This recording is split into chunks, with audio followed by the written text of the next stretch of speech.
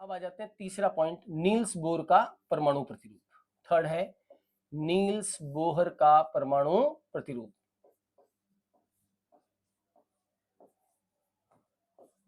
Niels Bohr का परमाणु प्रतिरूप। रदरफोर्ड के परमाणु प्रतिरूप में कमियां भी दे रखी हैं, लेकिन हमें अपने अपने को इतना उसके अंदर जाना नहीं है कि कमियां क्या थी परमाणु प्रतिरूप में। कमियां ही थी ज्यादातर तो, लेकिन ठीक है, इसका परमाणु प्रतिरूप काफी हद तक सही था। क्या क्या पूछ सकते हैं? अल्फा प्रकीर्णन प्रयोग, नाभिक की खोज, किस कण का उपयोग किया, किस धातु का यूज किया, है ना, किस धातु का यूज किया और किस कणों का यूज किया था, अल्फा कणों का यूज किया था। अब जो सबसे पहला, जो आपके तीनों ही सिलेबस में, चाहे टीजीटी हो, चाहे जीआईसी हो या चाहे एलटी हो, उसमें ये टॉपिक स्पेशली सिलेबस में मेंशन किया है कि नील्स बोर का परमाणु प्रतिरूप क्या था। तो आओ देखो डिस्कस करते हैं एकदम डिटेल लेवल पे इसको कि नील्स बोर का परमाणु प्रतिरूप क्या था। सबसे पहली बात ध्यान रखना कि ये नील्स बोर का जो परमाणु प्रतिरूप है ये किस पर आधारित था। तो ये प्लांक के क्वांटम सिद्धांत पर आधारित था। किस पर आधारित था? प्लांक के क्वांटम सिद्धांत पर आधारित था। सबसे पहली बात, प्लांक के क्वांटम सिद्धांत पर आधारित, प्लांक के क्वांटम सिद्धांत पर आधारित, ठीक है, based on Planck's quantum theory. और प्लांक का क्वांटम सिद्धांत मैं आपको बता चुका हूं, पढ़ा चुका हूं। प्लांक का क्वांटम सिद्धांत है, उस पर यह आधारित था। और क्वांटम सिद्धांत में पढ़ा चुका हूं कि ऊर्जा का उत्सर्जन या अवशोषण छोटे छोटे पैकेट्स में होता है, जिनको क्वांटा या फोटोन कहते हैं, और एक फोटोन की ऊर्जा E बराबर h न्यू होती है। दूसरा, किस परमाणु पर दिया गया? तो ध्यान रखना, ये जो परमाणु प्रतिरूप था वो हाइड्रोजन परमाणु पर दिया गया था। एकल इलेक्ट्रॉन वाला सिस्टम था ये, हाइड्रोजन परमाणु। तो हाइड्रोजन परमाणु पर दिया गया।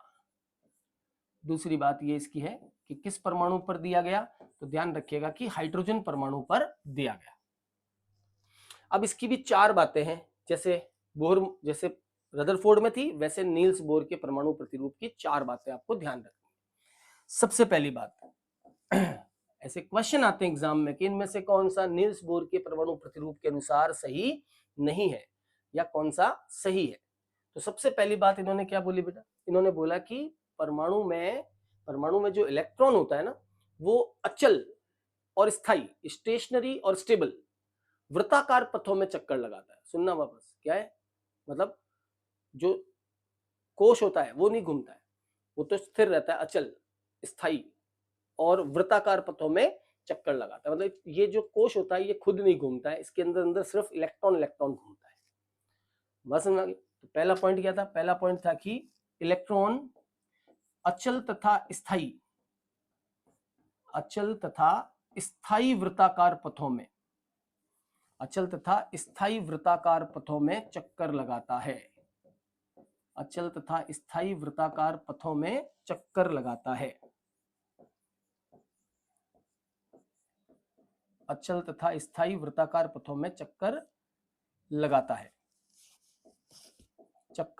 है, जिन्हें, इन वृत्ताकार पथों को इन्होंने नाम दिया है ना, अचल एवं स्थायी वृत्ताकार पथों में चक्कर लगाता है। इन वृत्ताकार पथों को क्या बोलते हैं? जिन्हें ऊर्जा स्तर नाम दिया गया। क्या नाम दिया गया? ऊर्जा स्तर, एनर्जी लेवल बोला गया, जिनको कहते हैं ऊर्जा स्तर, एनर्जी लेवल। स्टेबल और फिक्स्ड सर्कुलर पाथ में मोशन करता है, स्टेबल और फिक्स्ड सर्कुलर पाथ में मोशन करता है, जिनको हम बोलते हैं एनर्जी लेवल, ऊर्जा स्तर बोलते हैं। और इन ऊर्जा स्तर को हम एन से डिनोट करते हैं। इनको आप कोश भी बोल सकते हो या कक्ष भी बोल सकते हो, लेकिन नील्स बोर मॉडल में इसको ऊर्जा स्तर बोलते हैं, एनर्जी लेवल बोलते हैं। तो n बराबर 1 जैसे पहला एनर्जी लेवल हो गया, n बराबर 2 दूसरा एनर्जी लेवल हो गया, n बराबर 3 तीसरा एनर्जी लेवल हो गया, n बराबर 4 चौथा एनर्जी लेवल हो गया। इन एनर्जी लेवल्स को, इन ऊर्जा स्तर को या इन कोशों को हम बोलते हैं K, L, M और N, है ना। फर्स्ट को K बोलते हैं, सेकंड को L बोलते हैं, थर्ड को N बोलते हैं और फोर्थ को बोलते हैं M। जस्ट ऐसे इनका एक नामकरण कर दिया गया कि पहले कोश को बोल दो आप K, दूसरे कोश को L, तीसरे कोश को N और चौथे कोश KLMN, तीसरे कोश को बोलते हैं M और चौथे कोश को बोलते हैं N, KLM और N। इसी तरह से आगे और हो जाएगा KLMNOP Q ऐसे आगे, है ना। तो ये कोश होते हैं जहां पर इलेक्ट्रॉन चक्कर लगाता है। और कोश की खास बात क्या होती है जो अंडरलाइन करने वाली है, खास बात क्या होती है कि ये कोश नहीं घूमता है। कैसा होता है, ये अचल होता है और स्थायी होता है। इसका मतलब इसकी एनर्जी फिक्स्ड होती है। स्थायी का मतलब ये हो गया कि इसकी ऊर्जा फिक्स्ड होती है कोश की, और अचल का मतलब ये खुद नहीं घूमता है, इसके अंदर सिर्फ इलेक्ट्रॉन मोशन करता है। पॉइंट नंबर 1, आगे बढ़ाते हैं इसको। पॉइंट नंबर 2, दूसरा पॉइंट क्या बोला गया, दूसरा पॉइंट भैया ये बोला गया कि जब इलेक्ट्रॉन एक कोश में चक्कर लगाता है, जैसे मान लो हमारे पास ये 3 कोश है, ये पहला कोश बीच में कोई भी N2 है मान लो, ये मान लो भैया N1 है, ये मान लो हमारे पास N1 और N3 है ना। मान लो ये कोश है N1, ये है N2 और ये है N3, और इलेक्ट्रॉन यहाँ N2 में चक्कर लगा रहा है। 3 कोश है N1 N2 N3, और इलेक्ट्रॉन जो है वो आपका N2 में चक्कर लगा रहा है, वृत्ताकार पथ में घूम रहा है। तो आइए देखिए क्या बात बताएगी, ये बात बताएगी कि जब ये इलेक्ट्रॉन अपने कोश में घूमता है तब तक तो ये न ऊर्जा उत्सर्जित करता है और न ऊर्जा अवशोषित करता है। मतलब जब ये अपने कोश में घूमेगा तब तक ये न तो हीट रिलीज, ऊष्मा या ऊर्जा एनर्जी न तो रिलीज करेगा न अब्सॉर्ब करेगा, ये स्थायी रहेगा। लेकिन जब ये अपने कोश को छोड़कर किसी दूसरे कोश में प्रवेश करता है, जैसे यहां से ये जंप करके N3 में आ गया, है ना, या फिर यहां से नीचे आ गया N2 में आ गया जंप करके कूद के, तो जब ये अपने कोश को छोड़कर किसी दूसरे कोश में जाता है, 3 में या 1 में नीचे कूदता है या ऊपर की तरफ जाता है, तो जब ये नीचे से ऊपर जाएगा तो ये ऊर्जा क्या करेगा, अवशोषित करेगा। मतलब ऊर्जा का क्या होगा, अवशोषण होगा, एनर्जी अब्सॉर्ब करेगा। अरे नीचे से ऊपर जाना है तो एनर्जी चाहिए, और ऊपर से नीचे कूदेगा तो इसको एनर्जी नहीं चाहिए, ये एनर्जी जो है ऊर्जा क्या करेगा, उत्सर्जित करेगा, हीट ये रिलीज करेगा। मतलब लोअर से हायर में जाएगा तो एनर्जी अब्सॉर्ब करेगा, और हायर से लोअर में आएगा तो एनर्जी रिलीज करेगा, ऊर्जा उत्सर्जित करेगा। और इन्होंने बोला कि ऊर्जा का जो उत्सर्जन या अवशोषण जो भी हो रहा है वो छोटे छोटे पैकेट्स के रूप में होगा, और उन पैकेट्स को हमने क्या नाम दिया था, फोटोन नाम दिया था, है ना। ऊर्जा का ये उत्सर्जन या अवशोषण फोटोन के रूप में होगा, और एक फोटोन की एनर्जी हमें पता है क्या होती है, E=h²। आ गया प्लांक का क्वांटम सिद्धांत। तो ये प्लांक के क्वांटम सिद्धांत पर बेस्ड था, ये प्लांक के क्वांटम सिद्धांत पर आधारित था कि E बराबर क्या होता है, E बराबर h होता है, कि जब ये इलेक्ट्रॉन नीचे से ऊपर जाएगा तो एक फोटोन अवशोषित करेगा, या ऊपर से नीचे आएगा तो एक फोटोन उत्सर्जित करेगा। यानी फोटोन का अवशोषण होगा तो निम्न से उच्च में जाएगा, और फोटोन का उत्सर्जन होगा तो उच्च से निम्न आए। तो ये फोटोन एनर्जी का है ना, कोई निश्चित ऊर्जा का फोटोन उत्सर्जित या अवशोषित करता है। फिर आता है पॉइंट नंबर 3, जो इसका मेन पॉइंट है, अच्छे से ध्यान से देखना। ये कहता है कि इलेक्ट्रॉन की मर्जी पड़े जहां वो वर्ताकार पथ में नहीं घूम सकता। क्या बता रहे हैं ये कह रहे हैं कि जैसे ये नाभिक है, तो इलेक्ट्रॉन अपनी मर्जी से वृत्ताकार पथ कोई नहीं बना सकता, अपनी खुद की मर्जी से कि मैंने ये वृत्ताकार पथ बना लिया, नहीं। जैसे जैसे नाभिक से दूर जाएंगे तो इलेक्ट्रॉन का जो कोणीय संवेग होगा, कोणीय संवेग होता है MVR, रेखीय संवेग होता है MV। पता ही होगा, फिजिक्स में पढ़ते हैं आप, रेखीय संवेग मतलब MV, एक निश्चित स्ट्रेट लाइन कोई मोशन हो रहा है, v गति से कोई कण m द्रव्यमान का ट्रेवल कर रहा है, तो हम कहते हैं उसका मोमेंटम संवेग होता है P बराबर MV। और अगर वृत्ताकार पथ पे घूम रहा हो तो फिर R भी आ जाएगा, त्रिज्या तो हो जाएगा MVR। ये हो गया इसका कोणीय संवेग। ये कहता है कि जब इसका ये कोणीय संवेग h/2 का पूर्ण गुणज होगा, h/2 का पूर्ण गुणज होगा, पूर्ण गुणज होगा मतलब जहां पर ये h/2 आएगा, वैल्यू n का मान 1 2 3 4 होगा, तब ये इलेक्ट्रॉन वृत्ताकार पथ पे क्या करेगा, चक्कर लगाएगा। फिर और आगे बढ़े, अभी चक्कर नहीं लगा रहा वृत्ताकार, जैसे यहां पहुंचे, यहां पहुंचते फिर इसका कोणीय संवेग h/2 का पूर्ण गुणज हो गया, तो फिर से ये क्या करेगा, वृत्ताकार पथ पे चक्कर लगाएगा। यानी ये जो थर्ड पॉइंट है ये हमें बताएगा कि इलेक्ट्रॉन के वृत्ताकार पथ पर घूमने की शर्त क्या है, कंडीशन क्या है, कब इलेक्ट्रॉन वृत्ताकार पथ पे घूमेगा, जब उसका कोणीय संवेग एंगुलर मोमेंटम, ठीक है, h/2 का पूर्ण गुणज होगा। लिखिएगा आप एक बार, मैं और इसको एक्सप्लेन करता हूं, ठीक है। इलेक्ट्रॉन केवल उन्हीं वृत्ताकार पथों में घूमता है, इलेक्ट्रॉन केवल उन्हीं वृत्ताकार पथों में घूमता है, उन्हीं वृत्ताकार पथों में चक्कर लगाता है, चक्कर लगाता है जहां, उन्हीं वृत्ताकार पथों में चक्कर लगाता है जहां इसका कोणीय संवेग, angular momentum, where it's angular momentum यानी कि कोणीय संवेग, जहां इसका एंगुलर मोमेंटम कोणीय संवेग h/2 पाई का, कोणीय संवेग h/2 पाई का पूर्ण गुणज होता है, इंटीग्रल मल्टीपल ऑफ h/2 पाई, जहां इसका एंगुलर मोमेंटम कोणीय संवेग h/2 पाई का पूर्ण गुणज होता है। पूर्ण गुणज होने का मतलब जो n होगा, mvr, कोणीय संवेग होता है j, ध्यान रखना, कोणीय संवेग को हम बोलते हैं j, और j बराबर mvr, और ये बराबर होना चाहिए nh/2 पाई के, ये बराबर होना चाहिए nh/2 पाई के, ठीक है। ये बताया गया बोहर एटॉमिक मॉडल में कि इलेक्ट्रॉन उसी वृत्ताकार पथ में घूमेगा जहां पर उसका कोणीय संवेग का जो मान है, mvr का जो मान है, वो h/2 पाई का इंटीग्रल मल्टीपल यानी पूर्ण गुणज होगा। पूर्ण गुणज का मतलब यहां पर इससे है कि n का मान इंटीजर आना चाहिए, n या तो 1 आना चाहिए, या 2 आना चाहिए, या 3 आना चाहिए, या 4 आना चाहिए, अप टू nth, इंफिनिटी। कभी भी n का मान अगर भिन्न में आ रहा है तो इसका मतलब इलेक्ट्रॉन उस वृत्ताकार पथ पे चक्कर नहीं लगाएगा। अगर n का मान भिन्नों में आ रहा है, फ्रैक्शन में आ रहा है, पॉइंट्स में आ रहा है, इसका मतलब वो पथ सही नहीं है, इलेक्ट्रॉन उस वृत्ताकार पथ में चक्कर नहीं लगा सकता। जैसे ही n का मान इंटीजर पहुंचेगा, 1 या 2 या 3 या 4, तो इलेक्ट्रॉन उस वृत्ताकार पथ में घूमने के लायक बन जाएगा। यानी जैसे अगर आपसे कह दिया जाए पहला कोश है, n बराबर 1 है, अगर मान लो n बराबर 1 है तो कोणीय संवेग किसके बराबर होगा, तो कोणीय संवेग हो गया j, तो j बराबर हो जाएगा h/2 पाई, करेक्ट। जैसे मान लो n बराबर 2 है तो कोणीय संवेग क्या होगा, n बराबर 2 पर कोणीय संवेग j बराबर हो जाएगा, 2 से 2 कट गया भैया, तो आ जाएगा h/पाई। दूसरे कोश में इलेक्ट्रॉन का कोणीय संवेग h/पाई होता है। तीसरे कोश में इलेक्ट्रॉन का कोणीय संवेग क्या होगा, तो तीसरे कोश में हो जाएगा 3h/2 पाई। बात समझ में? चौथे कोश में क्या होगा, तो n बराबर चौथे कोश में हो जाएगा j बराबर 2h/पाई, है ना, 2 से 2 4 कट गया और ऊपर बच गया एक 2, तो आ जाएगा 2h/पाई। n बराबर चौथे कोश में इलेक्ट्रॉन का कोणीय संवेग होगा तो j बराबर 2h/पाई।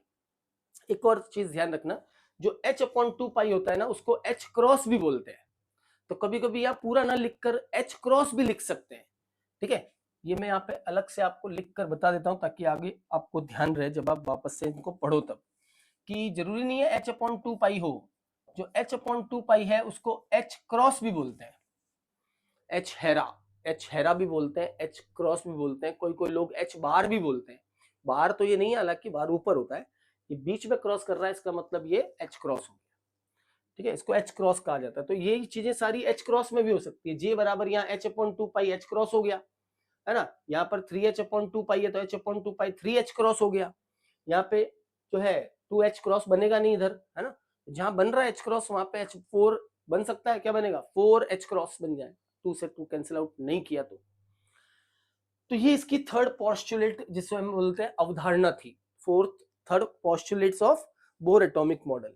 अब लास्ट जो पोस्टुलेट है उससे आप फॉर्मूले डेराइव करोगे, त्रिज्या के, इलेक्ट्रॉन के वेग जिस पर क्वेश्चन आते हैं एग्जाम में, और इलेक्ट्रॉन की सबसे इंपॉर्टेंट पार्ट है ऊर्जा, और एक हाइड्रोजन स्पेक्ट्रम की व्याख्या। ये चारों बातें बोर के एटॉमिक मॉडल में आपको एग्जाम में सवाल बना के दे।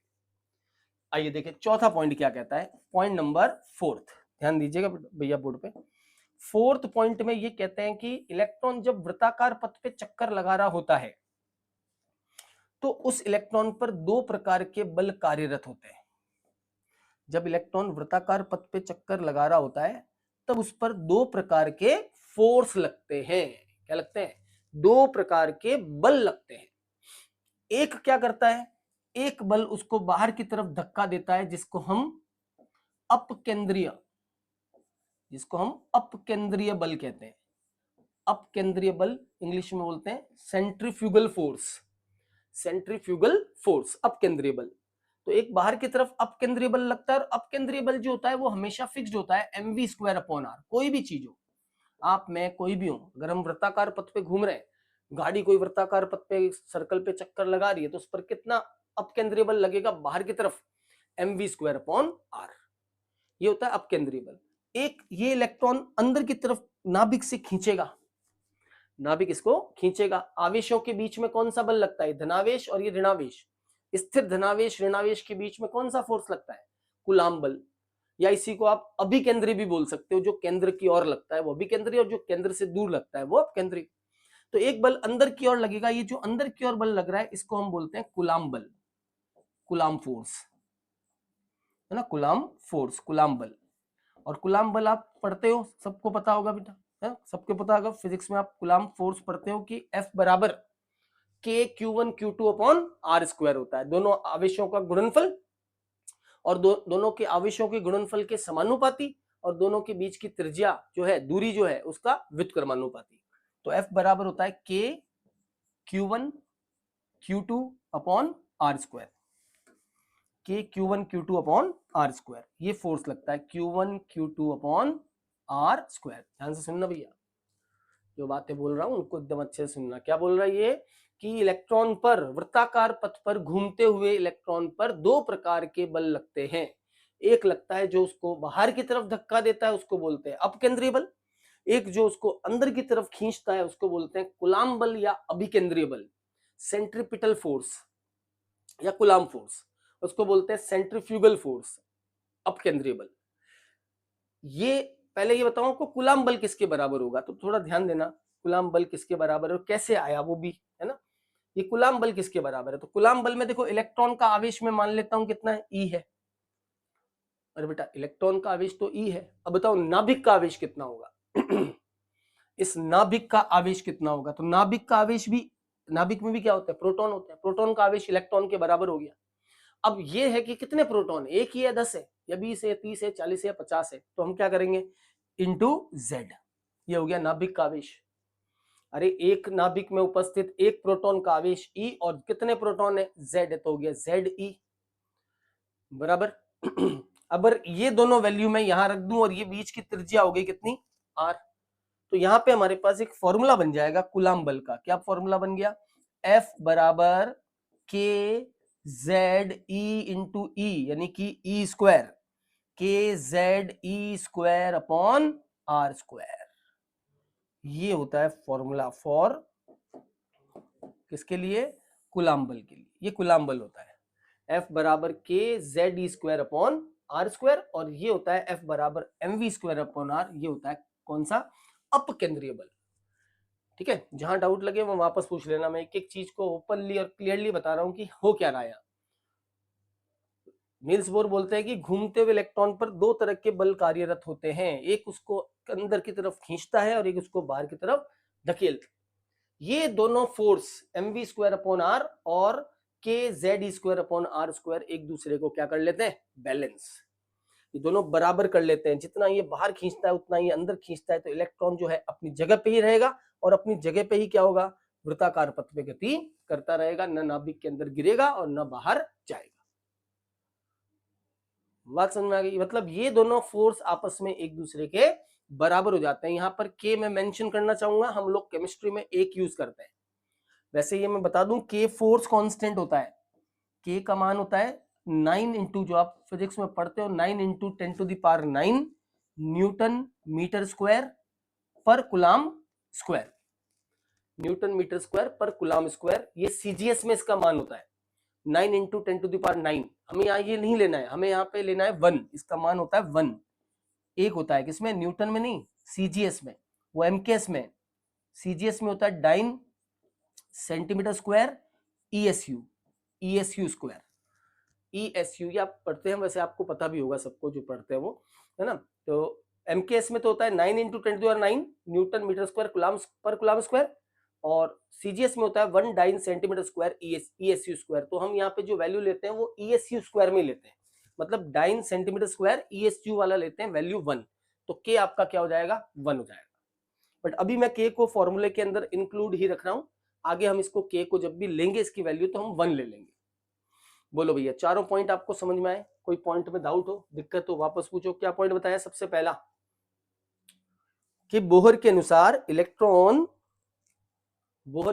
इलेक्ट्रॉन अचल और स्थायी वृत्ताकार पथों में चक्कर लगाता है। अचल मीन्स पथ नहीं घूमता, और स्थायी रहता है, और उस वृत्ताकार पथों में इलेक्ट्रॉन चक्कर लगाता है।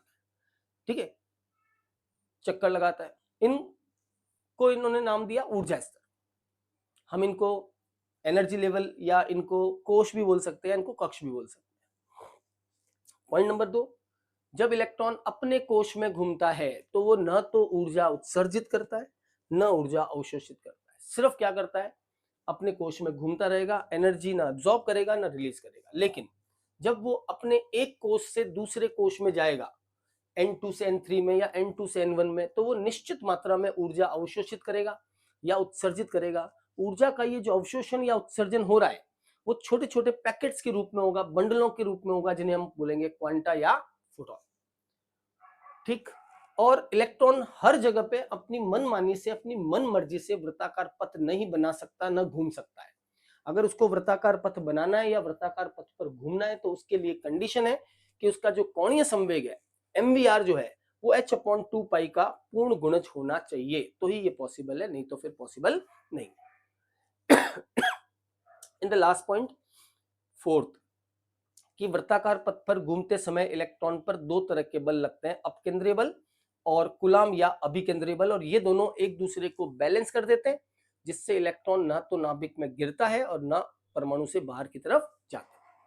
यानी लास्ट एक फॉर्मूला क्या बन गया, mv²/r बराबर z²/r²।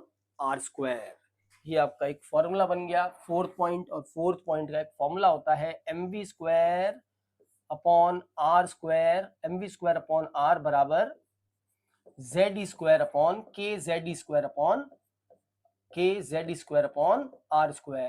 r से r कैंसिल कर लो तो हो जाएगा mv² इक्वल टू kz²/r। मैं आपको क्लियर कर दूं, यहाँ पर z क्या है, e क्या है, ये सब आपको पता है ऑलरेडी। z का मतलब है परमाणु क्रमांक, एटॉमिक नंबर, कौन से परमाणु का क्रमांक है वो, है ना, कौन कितने प्रोटॉन है उसमें z। e इलेक्ट्रॉन का चार्ज है, r त्रिज्या है परमाणु की, m इलेक्ट्रॉन का द्रव्यमान है और v इलेक्ट्रॉन का वेग है ना। तो ये फॉर्मूला भी बहुत इंपॉर्टेंट है, formula number 2, mv² equal to kz²/r। निम्न में से कौन सा सूत्र सही होगा, एक ऑप्शन बना के दे दिया, mv² इक्वल टू kz²/r। बोलो भैया, इतनी सी बात क्लियर हो गई। अब देखो, नील्स बोर का जो परमाणु प्रतिरूप था, इससे चार इंपॉर्टेंट बातें सामने आती है। इन्होंने चार चीजें हमको कैलकुलेशन करना सिखाया। क्या क्या चार चीजें सिखाई इन्होंने? सबसे पहली चीज सिखाई इन्होंने, परमाणु की त्रिज्या कैसे आप ज्ञात कर सकते हो। यही चीजें, यही बातें अब आप लोगों के लिए इंपॉर्टेंट है। ये चारों पॉइंट अच्छे से पढ़ लेना, आपको एग्जाम में क्वेश्चन मिलेगा। सबसे पहला, परमाणु की त्रिज्या कैसे ज्ञात करते हैं। दूसरा, परमाणु में इलेक्ट्रॉन का वेग कैसे ज्ञात करते हैं, इलेक्ट्रॉन का वेग कैसे ज्ञात करते हैं। तीसरा, ठीक है, इलेक्ट्रॉन की एनर्जी कैसे ज्ञात करते हैं, ऊर्जा, इलेक्ट्रॉन की एनर्जी यानी कि ऊर्जा कैसे ज्ञात करते हैं। और चौथा, जो हाइड्रोजन का स्पेक्ट्रम होता है, परमाणु का स्पेक्ट्रम होता है, उसकी व्याख्या सबसे पहले की थी नील्स बोर ने। हाइड्रोजन के परमाणु का एक्सप्लेनेशन यानी कि व्याख्या सबसे पहले नील्स बोर ने की थी, तो वो कैसे कर सकते हैं, है ना। ये चारों बातें अच्छे से पढ़नी है, हाइड्रोजन स्पेक्ट्रम, त्रिज्या, वेग और ऊर्जा। और स्टार्ट करते हैं वन बाय वन। सबसे पहला पॉइंट है इसमें, परमाणु की त्रिज्या, रेडियस ऑफ एटम। ठीक है, ईच एंड एवरीथिंग मैं आपको क्लियर करके दूंगा, बस आपको उसको अच्छे से पढ़ना है कि परमाणु की त्रिज्या कैसे ज्ञात करते हैं। लास्ट फॉर्मूला याद रखना है। इसका मतलब ये नहीं है कि लास्ट फॉर्मूला याद रखना है तो शुरू का अपन कुछ डेरिवेशन ध्यान ही ना रखें। कभी कभी बीच में से ही क्वेश्चन आ जाता है डेरिवेशन में, तो ऐसा कोई नहीं है कि लास्ट वाला सर हमने तो फॉर्मूला याद रख रखा है, बहुत है हमारे लिए, ऐसा नहीं होता है ना। हाँ भैया, कुछ क्वेश्चन फॉर्मूले के बीच में से, डेरिवेशन के बीच में से भी आ जाते हैं। तो आओ स्टार्ट करते हैं। सबसे पहला है परमाणु की त्रिज्या। देखो, दो फॉर्मूले हमने पढ़े, कौन कौन से थे आप बताइएगा। MVR बराबर NH/2 पाई, फॉर्मूला नंबर 1, ये हमने पढ़ा है ना, we know that we know that mvr equal to क्या होता है, nh/2 होता है। अगर यहां से मैं v निकाल लूं तो v बराबर क्या हो जाएगा, v बराबर हो जाएगा nh/2πmr। ध्यान दीजिएगा बोर्ड पे, ठीक है। यहां से अगर मैं v निकाल लूं तो v बराबर हो जाएगा nh/2πmr, करेक्ट। अब अगर ये इलेक्ट्रॉन का वेग है, वेलोसिटी ऑफ इलेक्ट्रॉन, दूसरा फॉर्मूला हमने क्या पढ़ा सर, अभी हमने देखा था कि mv² इक्वल टू होता है k ze²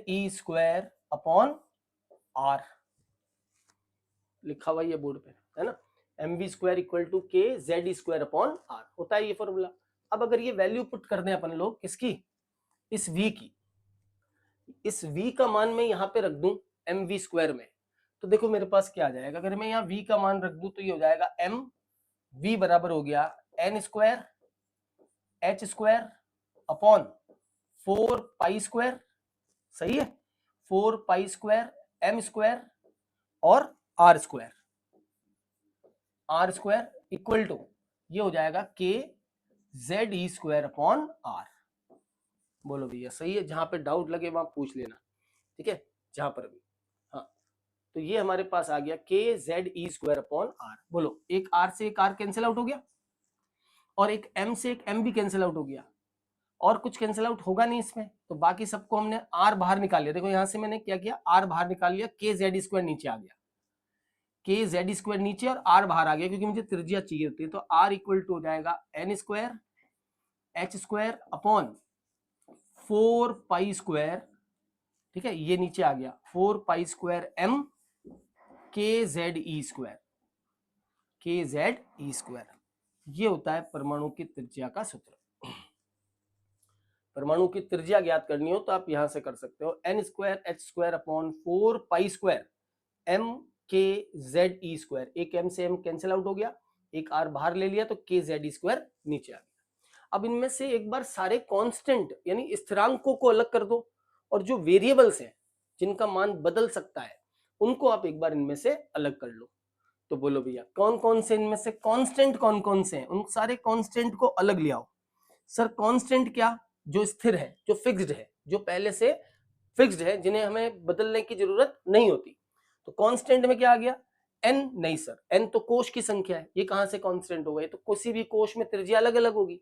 तो कांस्टेंट क्या हुआ, h, तो h² कांस्टेंट आ गया अपॉन 4 कांस्टेंट है, करेक्ट, 4π² कांस्टेंट है, पाई का मान फिक्स्ड है, m इलेक्ट्रॉन का द्रव्यमान फिक्स्ड है ना, k भी एक कांस्टेंट है, e² भी कांस्टेंट है, सही बात है, h²/4π² m k e² तक कांस्टेंट है, लेकिन z कांस्टेंट नहीं है।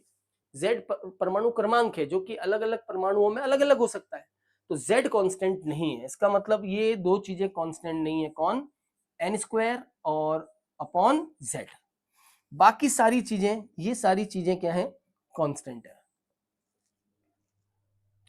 सही बात है, तो ये सारी कांस्टेंट है तो इनका मान भी कांस्टेंट होगा। अगर ये सारे वैल्यू यहाँ पे पुट कर दूं, h लगा दूं 6.62 10⁻⁻34, पाई 3.14 का स्क्वायर, m 9.1 इंटू 10⁻31 इलेक्ट्रॉन के लिए, k है ना 1 डायन पर सेंटीमीटर वो k, e 1.6 इंटू 10⁻19 का स्क्वायर। ये सब अगर लगा के यहाँ पे सॉल्व करूं तो अब आपको ये फॉर्मूला ध्यान रखना है, परमाणु की त्रिज्या r बराबर आता है 0.529, क्या आता है 0.529 इंटू n²/z एंगस्ट्रॉम में, n²/z सीधा आ जाएगा परमाणु की त्रिज्या, और वो भी किसमें, एंगस्ट्रॉम में। ये परमाणु की त्रिज्या का फॉर्मूला होता है।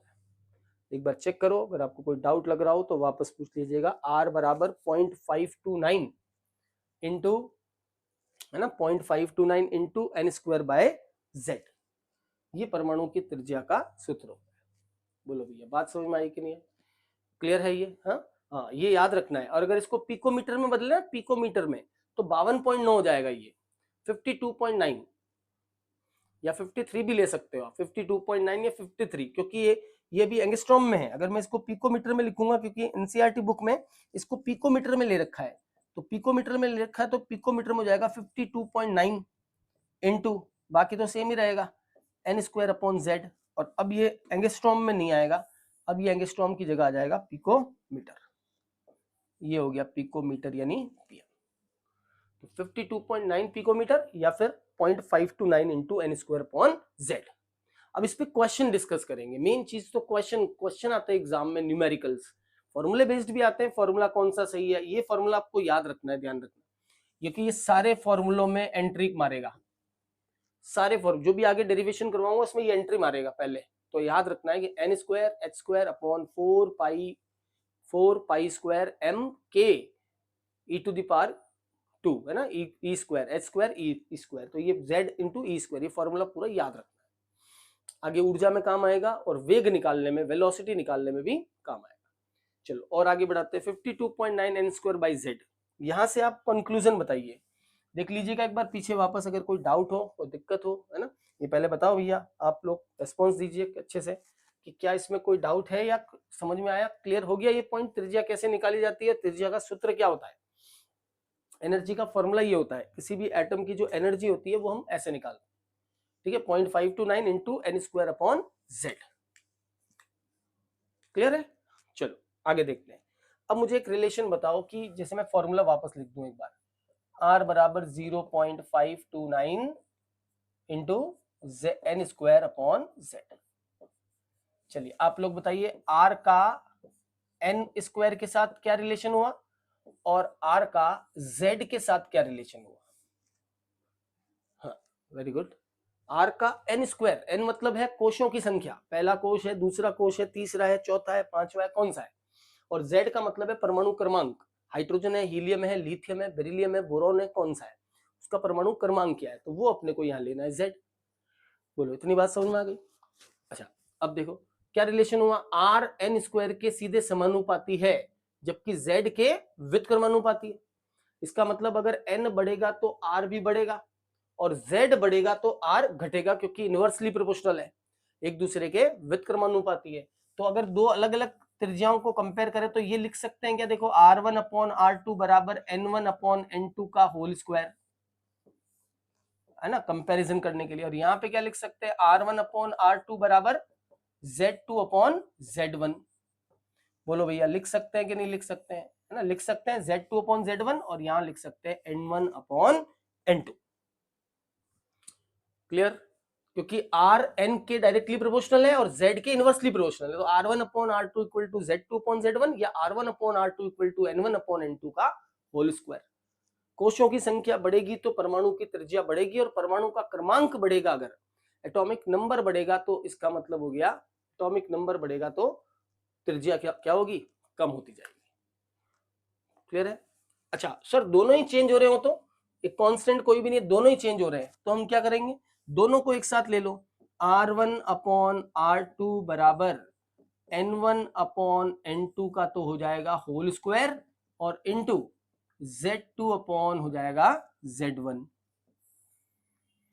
Correct, Z2 upon Z1। अगर दोनों ही चेंज हो रहे हो, परमाणु क्रमांक भी बदल रहा हो और साथ में परमाणु क्रमांक के साथ में कोशों की संख्या भी बदल रही हो, तो हम यहां से यूज कर सकते हैं कि R1 R2 का रिलेशन क्या होगा। बोलो ये स्टेटमेंट आते हैं एग्जाम में, अगर मान लो न्यूमेरिकल नहीं आया, थ्योरेटिकल आया, तो स्टेटमेंट आएगा। स्टेटमेंट मतलब निम्न में से कौन सा कथन सही है कि परमाणु का क्रमांक बढ़ने के साथ परमाणु की त्रिज्या बढ़ती है, गलत हो गया, परमाणु क्रमांक बढ़ने के साथ परमाणु की त्रिज्या घटती है, ये सही हो गया। तभी तो जब हम पीरियोडिक टेबल में बाएं से दाएं चलते हैं, आवर्त सारणी में पीरियोडिक टेबल में बाएं से दाएं परमाणु क्रमांक बढ़ता है तो परमाणु की त्रिज्या क्या होती है, घटती है। बात समझ में आ गई? कुछ क्वेश्चन डिस्कस करते हैं, एक क्वेश्चन मैं आपको दे रहा हूं, फिर है ना वो आप सॉल्व करिएगा और 2-3 क्वेश्चन इस पे अलग अलग तरीके के सॉल्व करते हैं। जैसे क्वेश्चन ये दे दिया 1, क्वेश्चन नंबर 1। अच्छा एक और पहले बात बताते हैं फिर आगे बढ़ाते हैं। क्वेश्चन ग्राफ कैसा आएगा, क्योंकि एग्जाम में क्या ग्राफ भी पूछ लेते हैं, तो हमें ग्राफ के बारे में भी नॉलेज होना चाहिए ना। जैसे ये आपको ग्राफ खींच के पूछ लिया भैया, ये एक ग्राफ बनाए त्रिज्या के बीच में और n स्क्वायर के बीच में, और ये ग्राफ बनाए त्रिज्या के बीच में और z के बीच में, ठीक है। यहाँ तो हो गया रेडियस और ये हो गया n स्क्वायर, यहाँ हो गया रेडियस और ये हो गया z। बोलो भैया कैसा ग्राफ आएगा, क्योंकि कभी कभी एग्जाम में ग्राफ पे भी सवाल आ जाता है ना, ग्राफ बना के दे दिया, कौन सा ग्राफ सही है कौन सा ग्राफ सही नहीं है।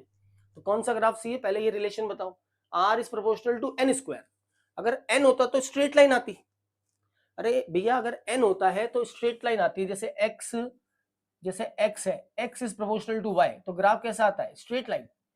x is proportional to 1/y, x is proportional to inversely proportional है, तो ग्राफ कैसा आता है, ऐसे परवलयाकार आता है ना। और जब x is proportional to y square होता है ना, तब ग्राफ ऐसे आता है, बात समझ गई। हाँ, तब ग्राफ आपको ऐसे मिलता है। तो यहां पर हमारे पास क्या है, r और n स्क्वायर है, यानी x is proportional to y square है, तो ये ग्राफ आपको इस तरह से मिलेगा। n बढ़ने के साथ त्रिज्या बहुत ज्यादा बढ़ेगी क्योंकि स्क्वायर है, और ये व्युत्क्रमानुपाती है, तो z बढ़ने के साथ त्रिज्या घटेगी, ग्राफ इस तरह से आएगा। z बढ़ने के साथ त्रिज्या घटेगी तो ये इस तरह से आएगा, हाइपरबोलिक जिसको अपन बोलते हैं, नीचे की तरफ ग्राफ हाइपोबोलिक है ना। और ये ग्राफ जो है वो इस तरह से आएगा r और n स्क्वायर के बीच में। अच्छा, अब अपन कुछ क्वेश्चन डिस्कस करें। क्वेश्चन नंबर 1 से स्टार्ट करते हैं। एक क्वेश्चन मैं बता रहा हूं, बाकी आप लोग ट्राई करना। क्वेश्चन दिया हुआ है, हीलियम प्लस के दूसरे कोश की त्रिज्या ज्ञात करो। हीलियम प्लस के दूसरे कोश की त्रिज्या ज्ञात करो। हीलियम प्लस के दूसरे कोश की त्रिज्या ज्ञात करो। Radius of third shell of helium. आप लोगों को कोई भी तरह का डाउट लगे, कोई चीज नहीं समझ में आए ना, तो वापस पूछ लेना। और जो क्वेश्चंस मैं देता हूं होमवर्क के लिए, घर पे करने के लिए, वो आप जरूर ट्राई करना, ठीक है। उनको आपको जरूर सॉल्व करना है। तो और जो भी मटेरियल जो आपके पास हो, या जो भी गाइड्स मॉड्यूल जो भी आप अपने लेवल पे सॉल्व करना चाहते हो, वो आप सॉल्व करना। जो मैं पढ़ा रहा हूँ उसके बेसिस पे सब कुछ सॉल्व होगा। प्रैक्टिस करोगे, फॉर्मूले याद रहेंगे, फॉर्मूले याद रहेंगे तो एग्जाम में कंफ्यूजन नहीं आएगी। बस फॉर्मूलों का ये रोल, प्रैक्टिस का रोल ये होता है कि फॉर्मूले लिखते वक्त कंफ्यूजन ना आए। चलिए आप लोग बताइए एक बार, हीलियम प्लस के दूसरे कोश की त्रिज्या ज्ञात करनी है। सेकेंड शेल की रेडियस क्या होगी हीलियम प्लस के लिए।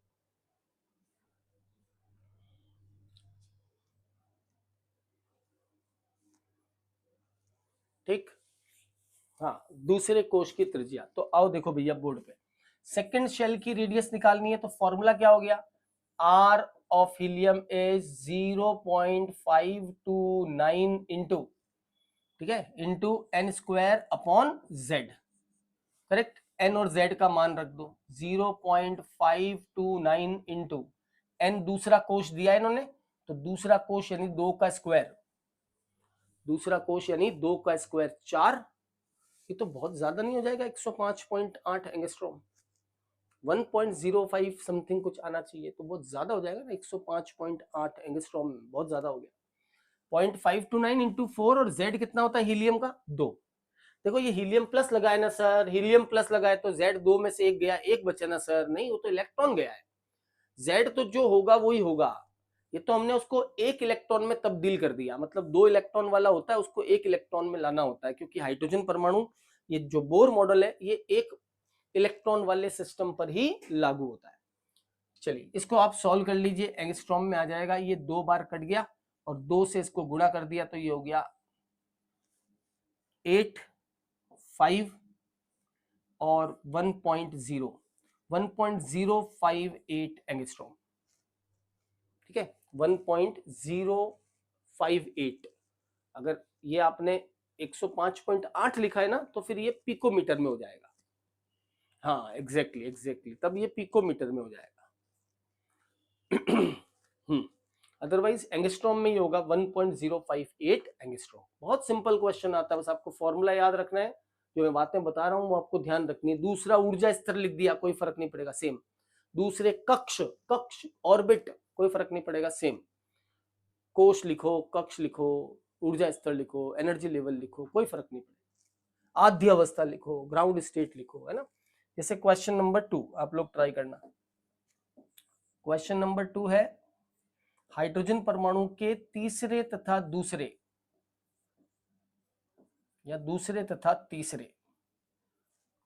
हाइड्रोजन परमाणु के दूसरे तथा तीसरे कोश के बीच की दूरी ज्ञात करो।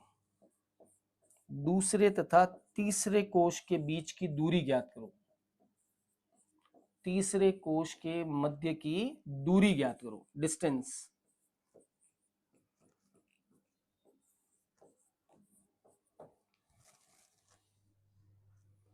ठीक है, दूसरे कोश और तीसरे कोश के बीच की दूरी ज्ञात करो।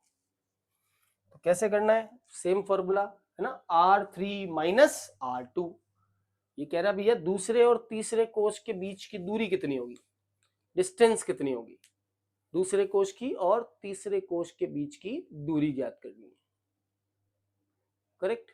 तो आओ देखो बोर्ड पे इसको ध्यान से, दूसरे और तीसरे कोश की दूरी, तो हम कह सकते हैं जो बीच में डिस्टेंस होगी वो R3 और R2 माइनस कर देना आपस में, तो आ जाएगी दूसरे कोश की और तीसरे कोश की। तो तीसरे कोश में से दूसरे कोश को घटा दो।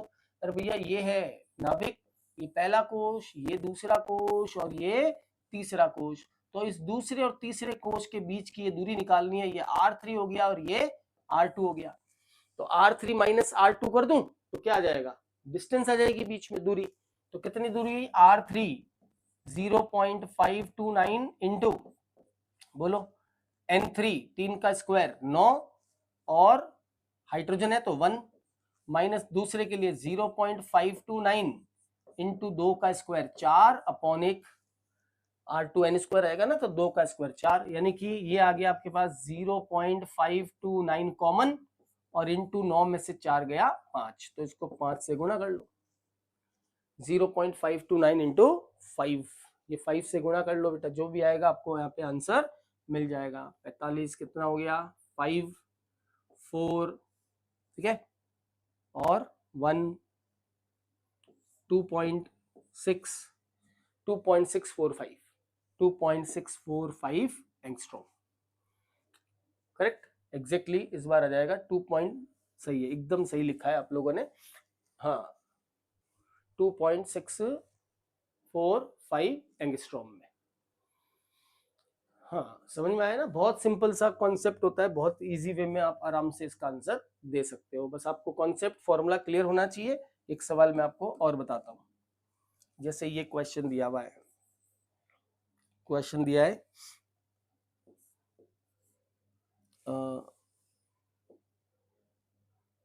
हाइड्रोजन परमाणु, हाइड्रोजन परमाणु के दूसरे तथा तीसरे, दूसरे तथा तीसरे कोश, दूसरे तथा तीसरे कोश के क्षेत्रफल का अनुपात, एरिया जो है उसका अनुपात ज्ञात करो, क्षेत्रफल का अनुपात ज्ञात करो।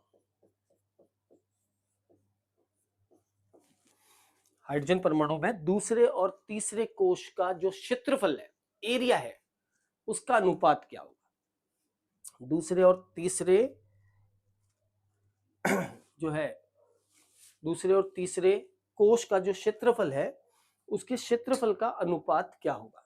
क्षेत्रफल आप लोगों को पता होना चाहिए, गोले का क्या होता है, एक बार आप सॉल्व करिए फिर हम इसको आगे बढ़ाते हैं।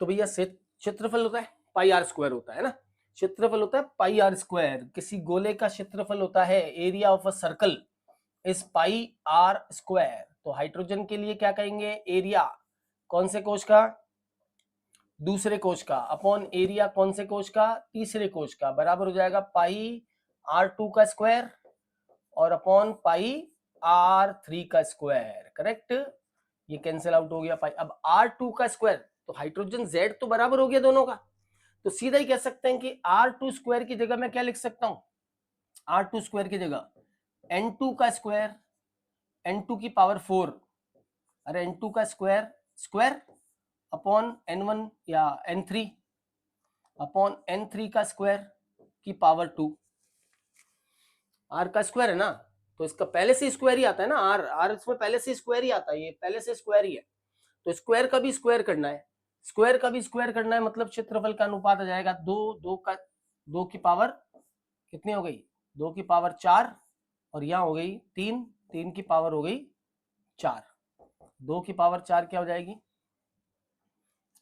16, और ये हो गया 3, ठीक है, सही है ना, 3 9 हो गया, और उसकी पावर हो गई, और तो कितना आ गया 81, 16/81, चेक करना एक बार मैंने सही लिखा है। R2 मतलब N2 स्क्वायर, तो N2 2 है, 2 का स्क्वायर हो गया 4, फिर 4 का स्क्वायर 16, N3 3 है, 3 का स्क्वायर 9, और 9 का स्क्वायर हो गया 81, तो 16:81, 16:81 आ जाएगा आपका आंसर।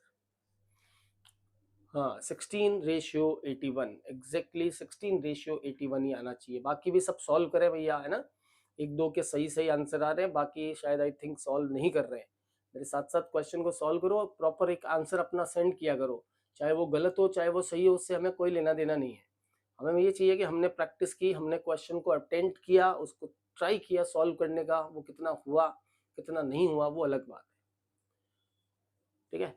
चलिए आगे देखें, ये आपको एक क्वेश्चन दे रहा हूं मैं, your homework question on radius, ठीक है, परमाणु की त्रिज्या से रिलेटेड ये आपका एक होमवर्क क्वेश्चन है, ये आप लोगों को ट्राई करना है। क्वेश्चन दिया है, यदि हाइड्रोजन पर यदि lithium plus 2k lithium plus 2k दूसरे कोष,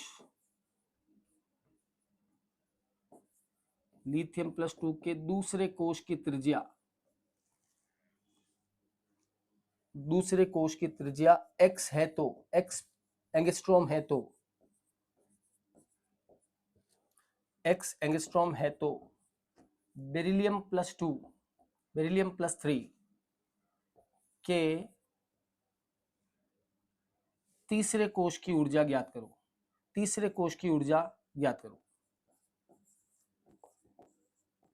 तीसरे कोष की एनर्जी या ऊर्जा ज्ञात करो।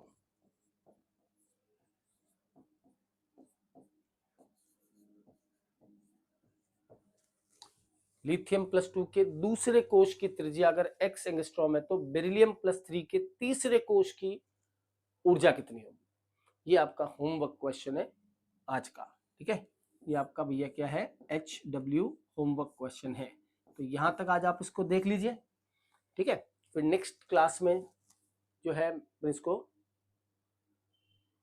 ठीक है,